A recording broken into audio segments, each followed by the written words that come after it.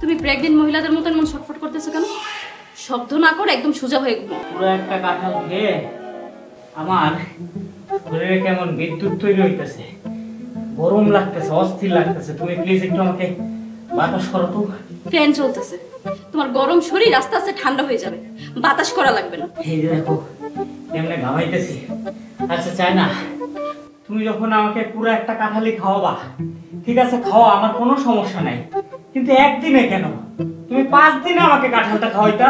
গত বছর আমাদের বাড়ির কাঁঠাল খাইতে পারো নাই দেখা কতই আফসোস করছিলাম, তাই এইবার আমি তোমাকে জন্মের কাঁঠাল খাওয়াইছি। আচ্ছা তোমার মাকে আসার সময় দই, ফল, ফ্রুট, মিষ্টি এগুলো নিয়ে এসে জামাই আপ্যায়ন করতে পারতো না?